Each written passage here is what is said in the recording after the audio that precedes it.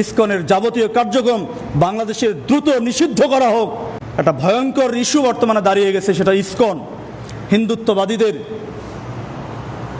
একটা সন্ত্রাসী সংগঠন হচ্ছে ইসকন। বাংলাদেশের সুপরিকল্পিতভাবে বাংলাদেশে অস্থিতিশীল পরিবেশ তৈরি করার জন্য তারা নানা এজেন্ডা নিয়ে বাংলাদেশে কাজ করছে। সাম্প্রতিক সময়ে বেশ কয়েকজন মুসলিম নারীকে তারা প্রেমের ফাঁদে ফেলে তাদেরকে ধর্ষণ করছে এবং তাদের গর্ভে হিন্দুদের সন্তান দেওয়ার জন্য তারা পরিকল্পনা নিয়ে এইভাবে তারা এগিয়ে যাচ্ছে। এই রানিং সপ্তাহে গাজীপুরের টঙ্গীতে একজন খতিবকে বেশ কয়েক মাস ধরে তাকে চিঠি মারফত নানা হুমকি ধামকি দিয়ে আসছিল। অবশেষে তাকে অপহরণ করে তার উপর শারীরিক এবং মানসিক নির্যাতন করেছিল। ইসকনের বিপক্ষে কথা বলার কারণে আমরা এই সাম্প্রতিক এই ঘটনার, ন্যাক্কারজনক ঘটনার তীব্র নিন্দা জানাচ্ছি, জোর প্রতিবাদ জানাচ্ছি। আমরা বাংলাদেশ সরকার সহ কর্তৃপক্ষের কাছে আবেদন রাখছি,